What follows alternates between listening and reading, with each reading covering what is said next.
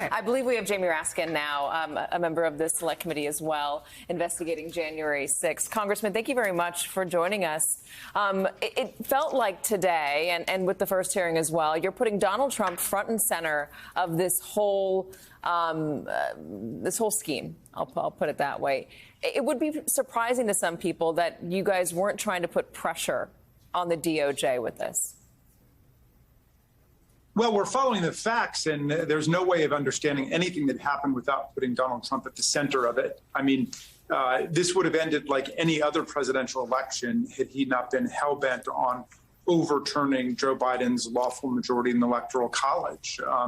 Every other presidential election we've seen, except for a couple where they've been genuinely close or nobody got a majority in the Electoral College. But in general, someone wins, someone loses, someone concedes, and it's over.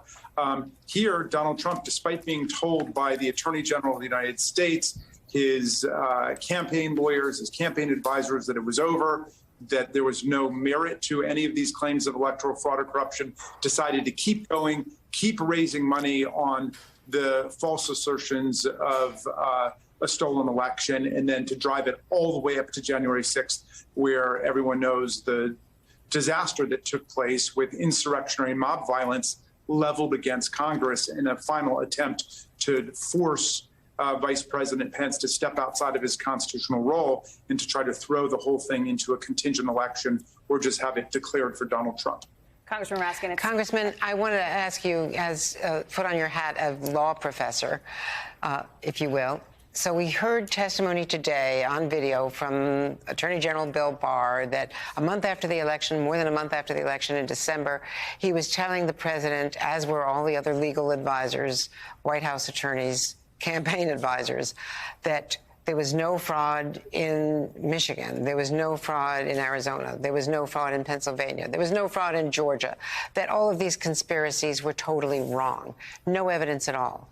And the president was getting angry and angrier. He had been warned, of course, that the vote on Election Day would be misleading, always has been.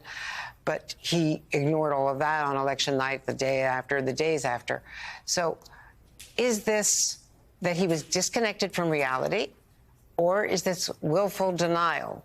Which is it legally when looking at whether the president was responsible for wittingly denying and perpetuating the conspiracies, the big lie? Well, that's a question of fact that you just proposed. Was he detached from reality, as Attorney General Barr suggested someone would have to be to continue to believe all of these bogus claims?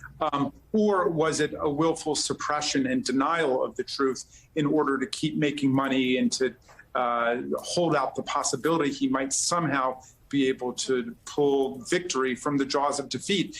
And whenever it was raised before, during his term, or even after January 6th, that the president was somehow deranged, that he couldn't be trusted to be running the executive branch of the government, generally his supporters and those in the GOP said, no, we're not going to invoke the 25th Amendment. The House of Representatives voted to ask the vice president and the cabinet to invoke the 25th Amendment, but even Vice President Pence said, no, he wouldn't do that at that point. So at this point, we just have to assume he is a rational actor. He is responsible for all of his actions the way every other president in the history of the United States is responsible for them. So my answer to your question is, it was a big lie. He told the big lie. He knew it was a big lie.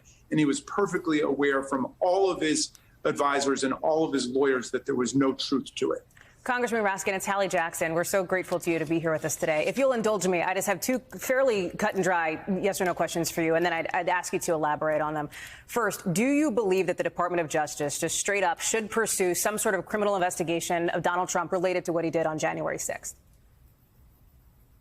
Well, look, one of the conventions and norms of our political system that Donald Trump destroyed was the idea that the political branches should not be dictating to the Department of Justice who they prosecute and who they don't prosecute. And I know everybody got used to waking up and Donald Trump telling William Barr, or whoever else was Attorney General at the time, you must prosecute so-and-so or leave so-and-so alone. He's a good guy. We just don't want to do that. We want to put all the evidence out there, all the facts out there. But, we trust the professionals in the Department of Justice. We trust the Attorney General to arrive at the proper conclusions. And our job is to assemble all of the facts, because we're not just an individual criminal accountability and responsibility. We're also interested in the country and the Congress responding to these events by fortifying our democratic institutions. So the right to vote is respected and not put in danger, and elections have integrity and are not bowled over by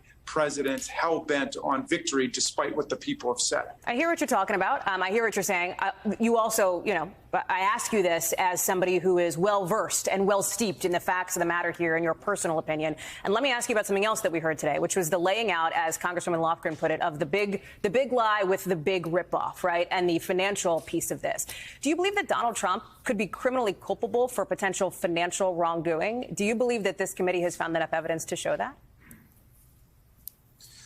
Well, again, that's not our job to enter into, the statutory elements of mail fraud prosecutions or Federal Election Campaign Act. That is not what our principal purpose is here.